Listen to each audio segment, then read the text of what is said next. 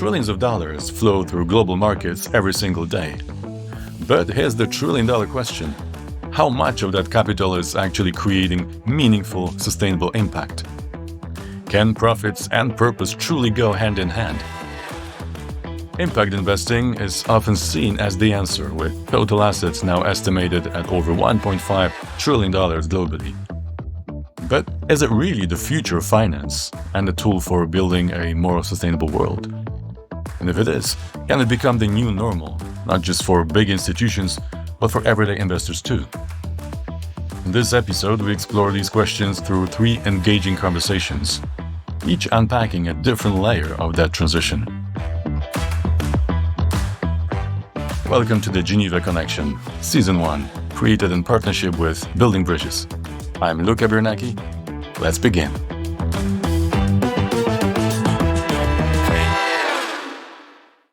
Impact investing is no longer niche, but as it moves into the mainstream, the questions get tougher. Can it deliver both purpose and performance?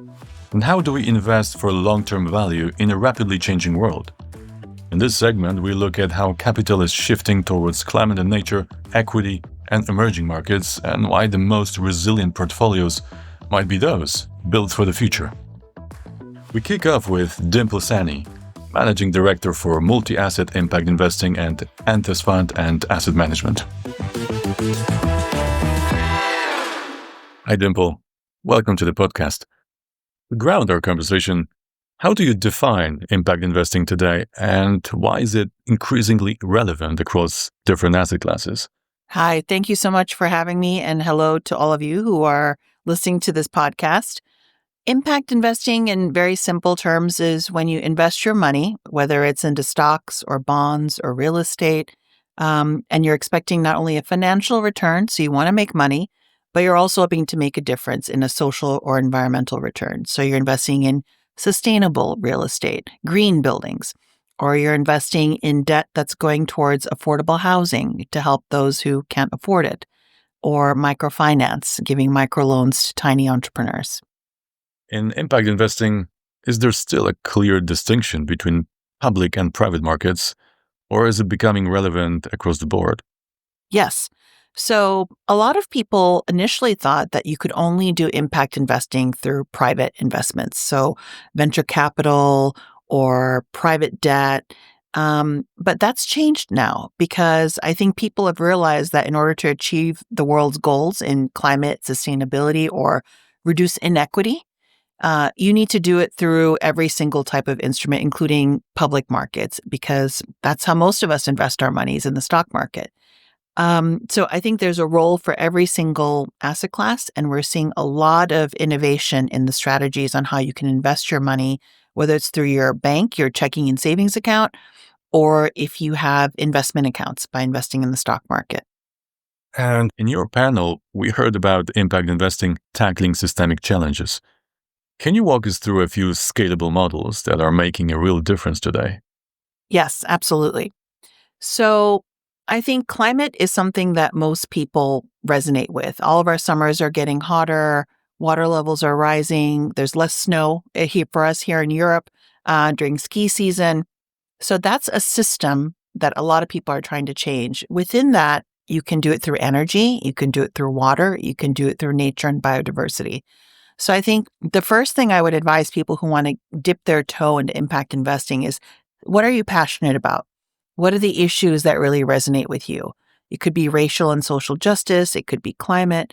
But these days, I think there's a lot of attention, money, policy changes happening around climate.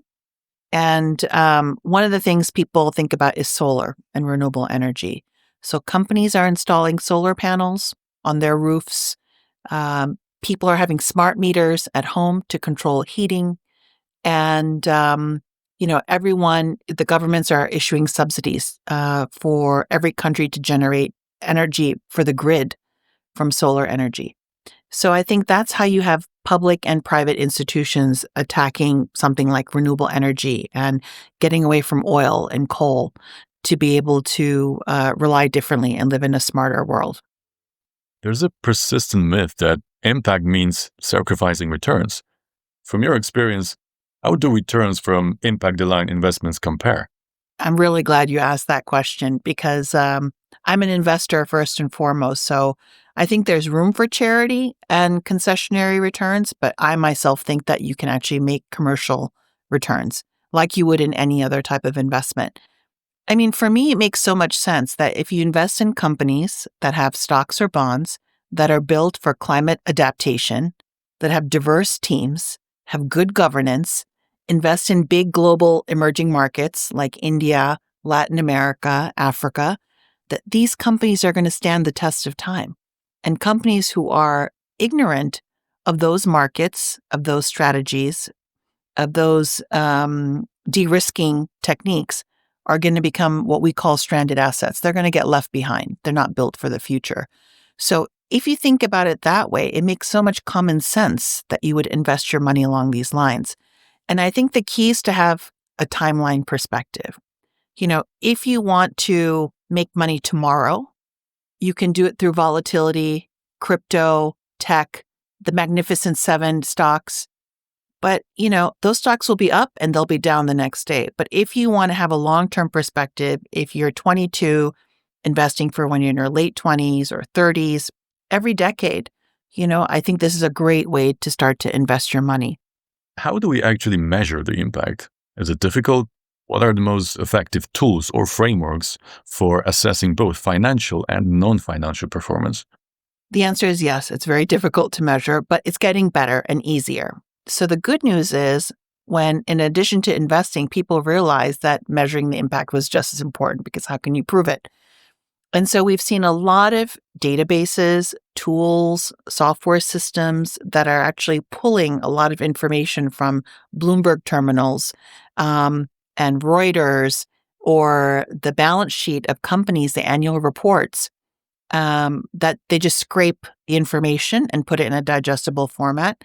And I think also shareholders of companies, as well as regulators and consumers, are requiring companies to report on sustainable things. So if you read a label of something you want to buy in a grocery store, you know, these days you can actually have labels that tell you the climate footprint of the t-shirt you're buying or the coffee beans that you got. Was it fair trade? And so the data is there. It's just about reporting on it at an aggregate level. The good news is, like I said, there's technology, databases, and tools that do that. So you don't have to do it for yourself. And I think the impact measurement field is moving away from just capturing outputs. That means for education, for example, not how many kids are in schools, but outcomes. What are they learning? And people are moving towards things like universal test scores. What's the global standard for someone who's 15? You know, and how does that number compare? That's like called a PISA score, actually. How does a PISA score in Kenya compare with the PISA score of someone studying in the UK? So it's becoming a more scientific, more precise, more evidence-based, which I think will give the data a lot more integrity. And as we heard on the virtual speech with Sir Ronnie Cohen, I think people are moving towards impact audit and assurance. So not encouraging people to just self-report, but having a third party come in and say, is this really the impact outcome? Does this seem realistic based on what you said you would do and where you were doing it? So that you can prevent things like greenwashing. And then you can make a decision. Investing in this company gives me this kind of impact data, but maybe the best use of my 10 euros, 100 euros is investing in this other company because impact per euro or unit or Swiss franc is better had in this company. So we're moving towards more impact benchmarks so you can make comparative choices, but also to be able to get to outcomes. Let's talk about collaboration. It seems to be a key element in scaling impact investing. So what role do partnerships play? And can you share an example of a collaboration that really worked? Absolutely. So I think for us, the holy grail is always public-private partnerships, which is why an event like Building Bridges is super important. Because you have multilaterals like the United Nations, who have global presence, have big research departments, have guarantees, have relationships on the ground. You have the private sector, companies like, or the family that I work for, the investment firm I work for, which can be a lot more agile because it's less regulated than most pension funds, less bureaucratic, more entrepreneurial. And then you have the entrepreneurs. So at every step of the value chain, the companies, the investors, the countries in which you're investing, everyone has to have the same North Star or goal. And that kind of collaboration is really, really important because if you don't take a systems level approach, you're not in sync. And the left hand doesn't know what the right hand is doing. And you're trying to create a business in a country that doesn't encourage that business to be successful. So that's really important. I also think it's really important to not do it on your own. So the firm I work for just opened up. We were a closed investment firm just for one family for 100 years. And we just opened up to partner with other families who want to invest alongside and learn because it's really daunting. Where do I start? How do I do it? What are the risks? So I think the more people share and invest together, whether you do it in an investment club with friends, which is how I started doing it when I was in college, to doing it more professionally, where you look for other like-minded co-investors. Then you can share in the due diligence, research of the investment. You can share in the downside, but also the upside. But it's a lot safer that way, and you don't feel like you're going it alone. And looking to the future, how do you see impact investing evolving, especially as it becomes more mainstream and next-gen investors take the lead? Yeah, well, I have to say, I hope it means that podcasts like this don't exist because we don't talk about it as a separate strategy, that, you're interviewing me on CNBC or the BBC because it's just the way people think about the markets because everything is so intertwined. So I see a convergence happening. I see a lot of mainstreaming happening. I see that people will see it as a way to de-risk how you invest instead of really taking more risk. And I think, as we all know, given the elections of this year, the power paradigm in the world is changing. So you're seeing a lot of influence coming from the global south, continents like Africa, countries like India and China, and everybody has a role to play. So if you don't factor in those markets and have a global approach to things, realize the interconnectedness of everything, you can't invest in isolation only for first world problems in first world companies that are only fostering legacy. And I think, to be honest, the next gen, this is the way they want to invest. And once they come into control of their bank accounts, their family offices, they become the corporate CEOs, they become the board members. This is what they're going to demand and expect because the next gen just thinks this way on an intuitive level. Dimple, thank you very much. Thank you for having me.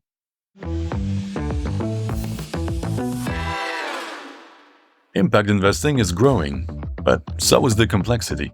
How do investors separate signal from noise in a landscape full of sustainability claims and rising expectations? In this segment, we dive into the core of transparency, data, and strategy, and what it takes to make impact measurable, meaningful, and credible. For this conversation, we're joined by Yuko Takano, co-lead investment manager at the Pictet Group.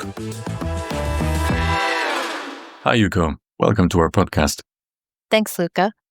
Transparency and accountability are key in impact investing. How can we make sure that reported outcomes are accurate and that the data really reflects what's happening on the ground? So this is really a theme that is ongoing throughout not just impact investing, but investment in general. But I'm very pleased to say that there has been a lot of progress over the past, say, 7 to 8 years, in the sense that we've got better regulation coming in terms of disclosures, especially especially initiated by Europe. And so in that sense, the types of data that are available to us has improved significantly. So, companies are disclosing a lot more on scope 1, 2, and 3 emissions. There's certain requirements and targets like SBTI that have been introduced and implemented where companies are held accountable for being a lot more transparent in their data relative to, like, let's say a decade ago. I mean, a decade ago, a lot of these structures were not in place. So while it is still a work in progress, it is definitely the case where we're getting, more concrete data, particularly on the environmental side. And also with governance, disclosure has come a long way as well. I think that the area that perhaps requires a bit more further disclosure of data would probably be on the social side, but that is more difficult, as you can kind of imagine. When you're assessing investments, what key criteria help you determine whether a company is truly aligned with sustainability impact goals?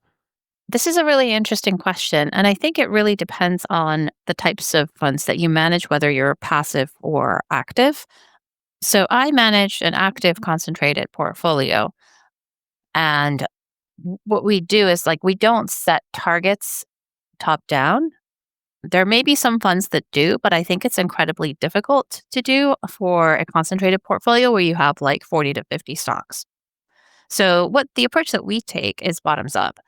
And it's very much on a kind of a single stock basis.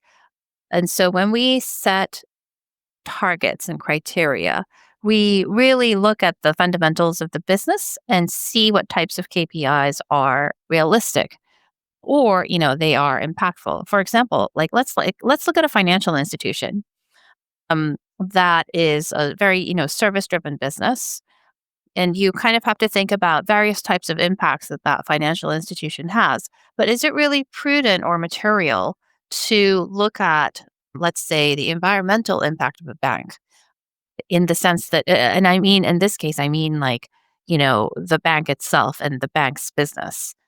And, that's probably pretty immaterial relative to all of the other impacts that it may have, like what types of projects do they finance, for example. And so what we do is when we go into a particular company and start investing is we do a materiality assessment for that sector, for that company to see what the most salient or important points are. And then we go from there in terms of setting KPIs. You mentioned the importance of materiality assessments in selecting KPIs. How do you determine the level of accuracy needed for these metrics, especially when comparing vastly different sectors? Well, the level of accuracy, when you say level of accuracy, I guess you mean the accuracy of the data. I mean, I think that there's two ways to look at the data, the ones that are generated by the company and then others that are generated by third parties, which are validated. And, it kind of depends on what types of KPIs you set, but we rely on both. And if it's coming from the company itself, we ask them, what the source of that data is. Occasionally we might go and like cross check to see if that data is valid or not. And that's how we go about it. But it's a very kind of case by case basis. Let's talk about technology. What role do AI, big data, and other innovations play in how we analyze and report on sustainability performance? Specifically for impact investing, I find it quite difficult in terms of like finding a particular use case. I would say that in general, in investment management and in terms of research, we've started to utilize a lot more different data sources. And then we also use the power of AI. So, we are currently, for example, in the process of developing our own research, assistant tool. But at the same time, there's so many other external providers out there that also have their own version, drawing from various different research and data sources and, company financials and things like that. And so in that sense, like the preliminary research and the data collection has become a lot not easier, but it's become a lot more efficient for us. And zooming out, what structural or policy shifts could help accelerate the mainstreaming of impact investing across geographies and asset classes? There's a very salient point that needs to be made in terms of impact investing. So long as you're using the word investing and you are a fund and have fiduciary duty towards your investors, I think that, you should stay true to that fiduciary duty of making better returns against your benchmark. So I think that this is where there's a lot of misunderstanding around impact investing, and you could potentially argue that it is actually a barrier to expanding impact investing is the fact that, there are some people out there who believe that impact investing basically equals lower returns because they misunderstand the intention of the investor who's like, picking the stocks and making those investments. Like that their intention is to help companies have a better, gain more capital. And I think that that perception is completely untrue. And if an investor sets out to invest like that, that person shouldn't be an investor. He or she should be a philanthropist. And, as long as you are getting external capital from your investors and you're marketing yourself as a fund, then, you have a fiduciary duty towards your investors to have a return. And so I think that that perception really needs to change.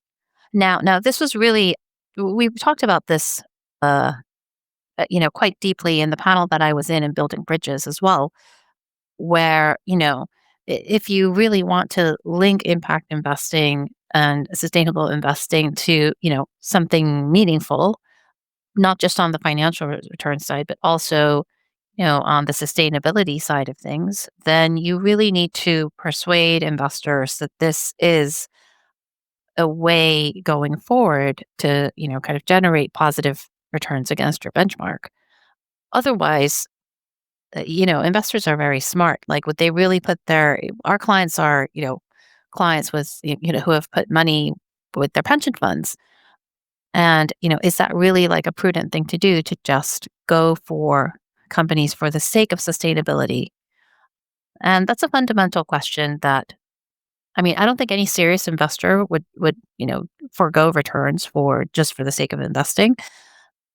And so I don't think that that is actually happening in reality, but I think that perception needs to change. And I think the responsibility lies in us as portfolio managers to really kind of show that that is not the case.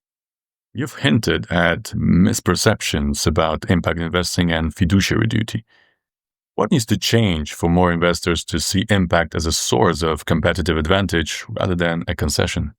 I wouldn't say this is not happening already. I think this has been an ongoing, kind of long-term trend.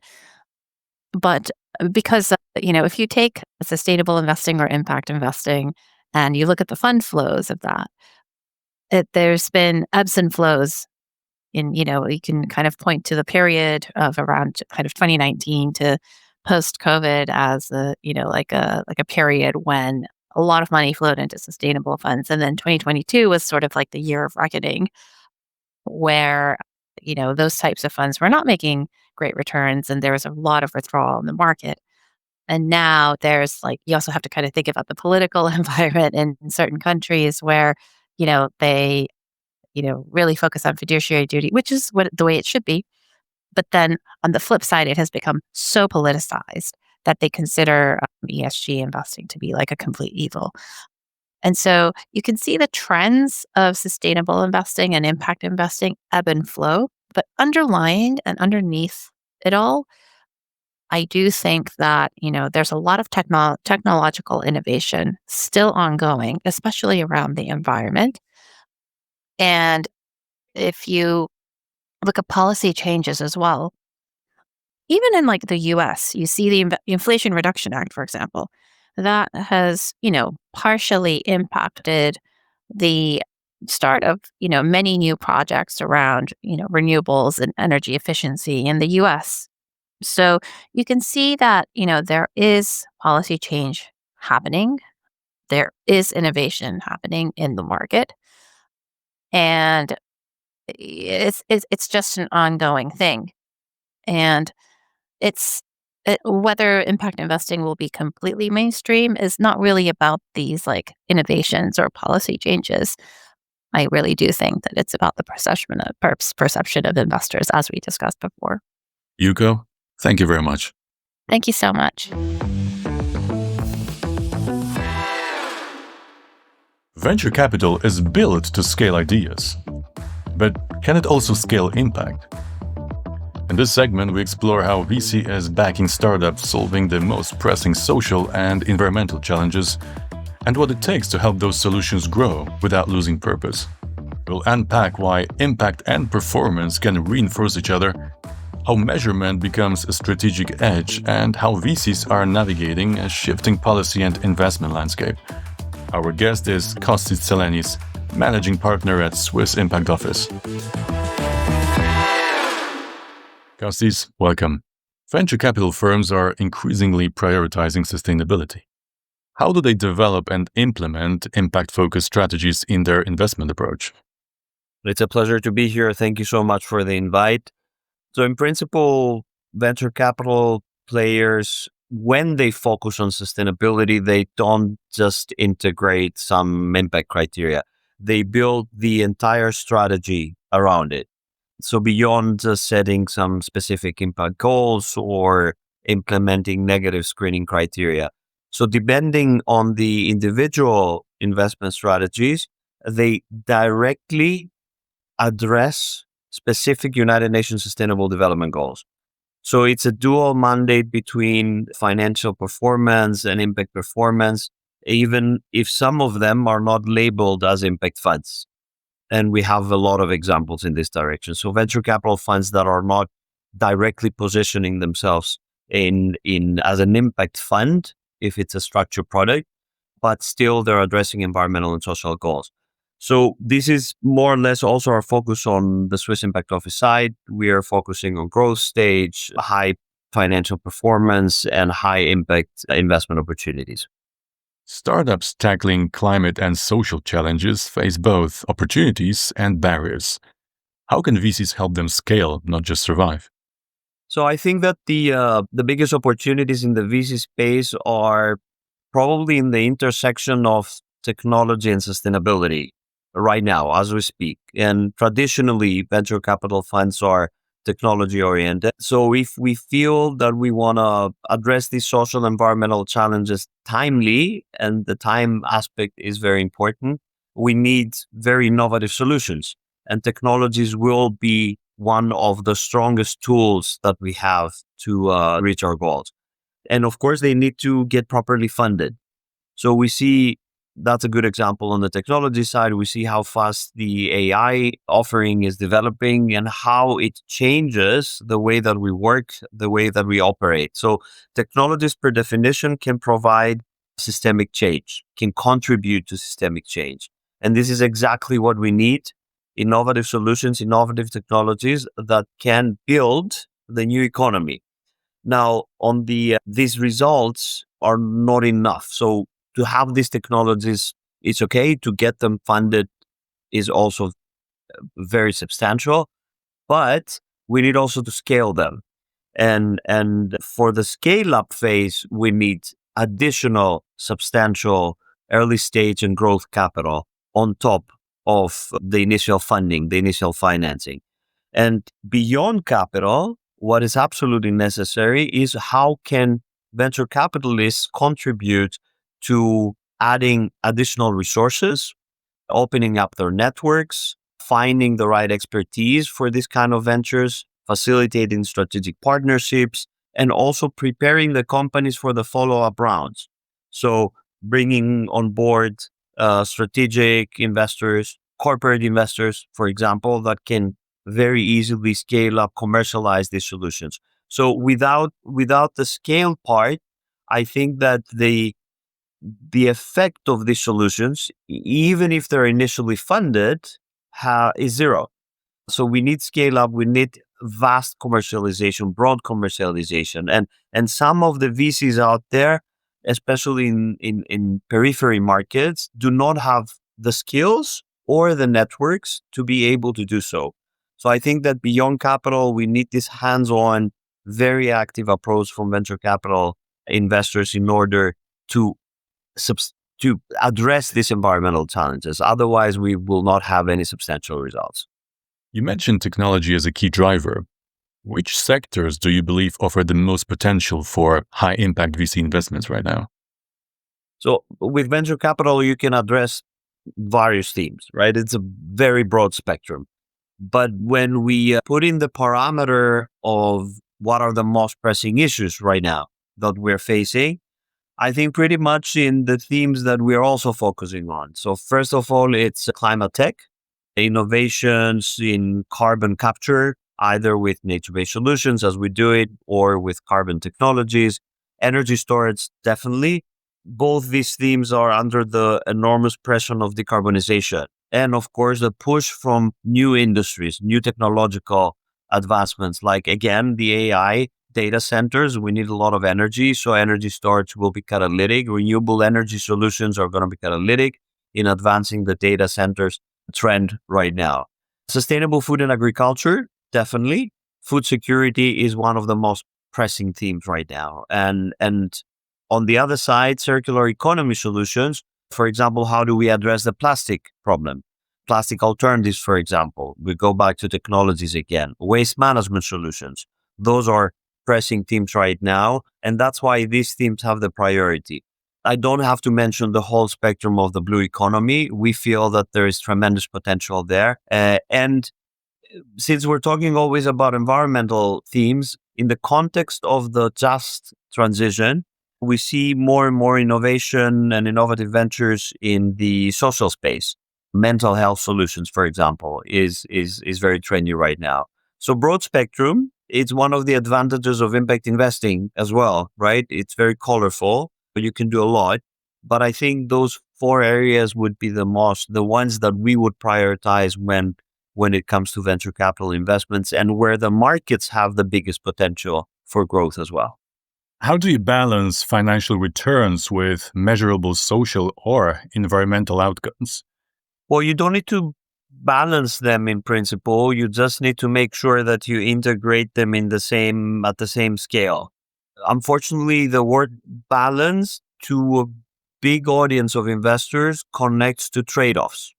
And we want to communicate to the market that there's no trade-off anymore necessarily, right? So on the financial side, very clear, right? The success of investments are measured by how quickly the company grows. So revenue growth would be a metric. The actual internal rate of returns on the portfolio, the performance, the financial performance of the portfolio, successful exits, and the respective multiples. So this is the easier part. But again, we want to bring in how the impact angle affects financial performance too. But we should stop looking at financial performance by itself only. It's always a risk return profile of an investment. And we have proven multiple times, especially in the last 5-6 years, that the impact methodology, the impact angle is the perfect de-risking mechanism of a potential future investment. If you have an investment that is fully aligned with environmental and social issues, then per definition, it has a low risk profile. So we feel that an old economy portfolio, this is a good example, right? An old economy portfolio for us is highly, highly risky right now because it connects to processes, it connects to companies with products or services that are not aligned with environment and society, and therefore they will pay the price, either because of regulation or because of reputation, as we say. So the impact component can influence substantially the risk return profile of an investment. Now, on the impact measurement side, this might be a little bit more difficult. It's very clear. There are international frameworks, also from private organizations, that are trying to provide guidance on how do we measure impact. I don't think they're good starting points, but I do not think that an investor can apply these frameworks in each portfolio and have the desired results, because the thematic, as I said before, it's very broad. The spectrum is very broad. You cannot have the same metrics for a solar storage technology as you can have for a mental health technology. There are some metrics that are common, mostly for all. Carbon profiles, job creation is a very good example. These are the easier ones. So what we do and what we suggest also to other investors, especially in the venture capital space, is to develop company specific metrics, and then industry specific metrics, and then portfolio metrics, so that you can have a kind of comparison. So the impact measurement part is an exercise that needs to be approached in a more careful way. It's essential. We have a lot of investors that are saying if you cannot measure it, then the impact is not there. But the measurement is not only just to communicate something so that you can put your impact label on your fund or your investment strategy. It's a fantastic deep dive exercise into your portfolio. And again, I'm connecting it to what I said before about de-risking the portfolio. So it's like revisiting the portfolio frequently and identifying potential risks by doing this impact exercise, the impact measurement exercise. So we feel that it's essential, and it goes back to financial performance as well. Now, ideally, the venture capitalists should also include mechanisms to connect the impact goals to their own performance and their own remuneration. This is something that specifically the impact community is asking more and more. That would here potentially add also the aspect of additionality and materiality that we use at the Swiss Impact Office. For example, we need to have substantial impact. Otherwise, the investment could potentially not qualify, even if the financial metrics are there and the financial potential is there. And additionality, which means that the impact goals need to link directly to the investment itself. That's a good segue to my next question. What trends or barriers do you see in bringing more mainstream VC interest into impact-focused investments? Okay, this is a difficult one. I think there are two ways to do this. The one is that it happens by itself. We don't need necessarily to push it, especially if the impact technologies are addressing current issues. I'm going to cite here an investor that we had a recent discussion with, that they're investing in grid efficiency technologies. Pure impact strategy. They don't even label it as impact strategy, because they say, look, we need to do that. It has to do with grid stability. So we are investing in impactful grid efficiency technologies in order to be, again, as I said before, to have better results, to have better financial performance. So I think that on one part, it happens automatically that mainstream investors are going down the route because this is what the new economy is pushing us to do. On the other side, I think there is potentially a misperception of what impact investing is, especially in the mainstream community. There is confusion also within the impact community about definitions. Still, we have a lot of definitions and a lot of different approaches, and this, to a certain degree, is welcome, because we can then tap on different pots of capital for the common goal. But I feel that the misperception has to do also with misinformation and lack of education. And we need to bridge these gaps. We need to educate investors on what impact investing is. And it's not anymore and only the social enterprise in Africa. It can be the 25% IRR clean tech investment in Germany. That, I think, is one of the aspects that is slowing down the inflow of capital from mainstream investors. Regulation could be another barrier and an opportunity. So it can be a leverage, it can push impact investing. We have seen that in Europe. Regulation can be a driver for growth in specific industries. But if it's too over-engineered, then it can create confusion. And you can hear a mainstream investor going like, we're not going the sustainability route because it's too complicated and the regulatory framework is a little bit confusing. Therefore, we feel that this is a drawback when you do investments. So I think there is finding the right balance.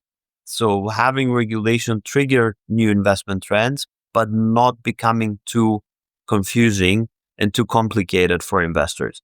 The last that I could mention here is the long-term nature of impact investments. It's a new market.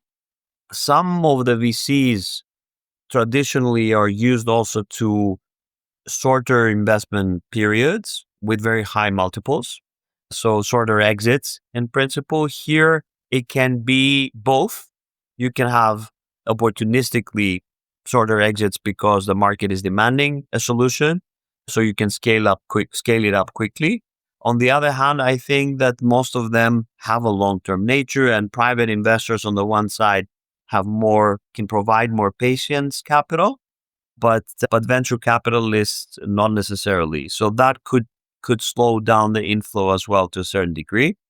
And I think that there is a way to bridge this problem, and we can use blended finance approaches to make this kind of investments a little bit more attractive to mainstream investors. First loss capital, using philanthropic capital to de-risk portfolios, catalytic capital, DFI capital can have a substantial role there. We believe in the role of these softer capital sources in advancing and advancing the impact methodology and mobilizing more capital into the right direction. But I think that overall VC impact is not anymore niche. It's something that we see more and more. We have established asset managers out there that have launched sustainability strategy. Again, if they call it impact, if they label impact or not, this is irrelevant.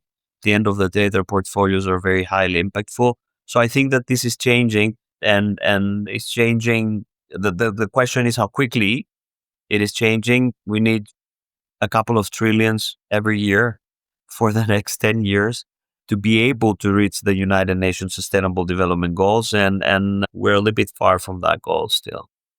Can you share a real-world example where an impact-driven VC investment led to systemic change, and what made it work?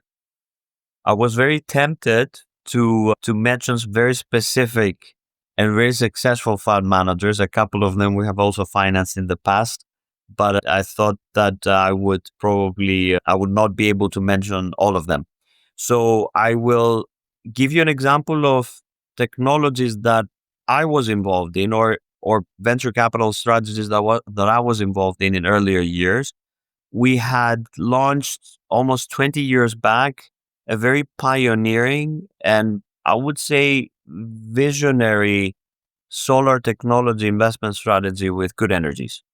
In principle, we did the first solar tech investments out there in a professional manner, at least. And I think we showed also the way to other investors that this is the way to go. The goal was to invest in these technologies to allow us to move from fossil fuels to renewable energy. And I think it was new land back then. There was no market in principle, but we did manage to bring down the solar technology cost. And this allowed these solutions to become scalable. And this laid the foundation for the renewable energy infrastructure market as we have it today. And we know that this is thriving and that's the went ahead. So this was a fantastic example of systemic change, right? So we made these solar installations mainstream by bringing down the technology cost, and we allowed a completely different energy market to develop. And I think that a similar systemic shift is happening today with energy efficiency solutions, as for example in smart LEDs.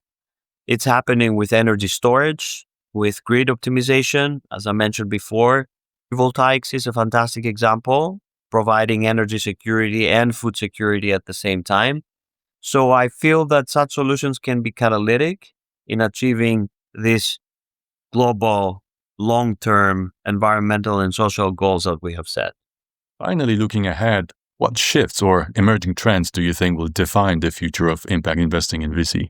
I feel that, first of all, venture capital, non-impact related, right?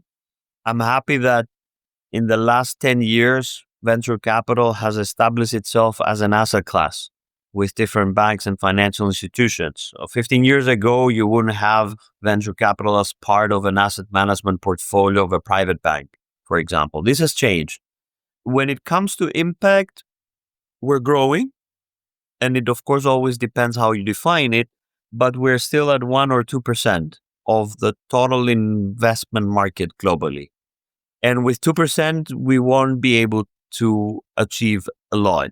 So we need more capital flowing. Going back to more discussion before, how can we inspire mainstream capital? one way would be if we change the narrative, if we change the way that we present impact investments, if we change the way, what kind of arguments that we use when we talk to investors. And I think we have been focusing a lot, and maybe that was necessary at the beginning, in underlining the environmental and social benefits of such investments. And we inspired a very strong community, especially the private investors and the next gens. But right now, we need to inspire also the rest of the investment community. And we need to argue with very specific financial performance criteria. So educating what impact investing is, as we said, but also come up with case studies. And there are a lot of successful case studies out there right now. In the meantime, we have unicorns. In the meantime, we have impact deals that we invested 10 years back that they're listed companies and they're performing very well. So we have examples. Unfortunately, in our impact community, we need more investment experts that can talk the investment language and jargon that I haven't used today or tried not to use today. But I think this is key. We need to change the way that we present this kind of the methodology. And if we do that, there's nothing that can stop us, but we need to speed it up still. I'll give an example with what's happening in the US right now. A lot of people said, like, with the change of the administration, maybe the whole sustainability segment will slow down. I don't see that necessarily. We had a lot of discussions with fellow investors in the US. I don't think that technology-oriented, sustainability technology, VC-oriented funds will slow down in any way. So if we focus on good investments going forward and we're able to showcase examples, great examples, unicorns, successful exits, then we will be able also to inspire more capital to go into that direction. Otherwise, it's going to go slow. The progress was very slow in the last 20 years. I also didn't expect it. I started 20 years ago. I was expecting a more steep curve when it comes to growth. But still, I think the opportunity is not lost. We just need to do more. We need more experts. We need more stories. We need more case studies. We need more successful exits. Kostis, thank you very much. It was my pleasure. Thank you very much. Thank you for listening. The big takeaway? Impact is no longer a niche. It's a mindset shift in how capital is allocated, measured, and grown to tackle the world's most pressing challenges. And for us, that's a wrap on Season 1 of the Geneva Connection, brought to you in collaboration with Building Bridges. We'll be back soon with Season 2, another season, another topic, and new partners who are reshaping the future of finance, business, and sustainability. Until then, remember, every investment is a vote for the world you want to see. So keep questioning the status quo, keep connecting, and keep building bridges. Bye for now, from Geneva.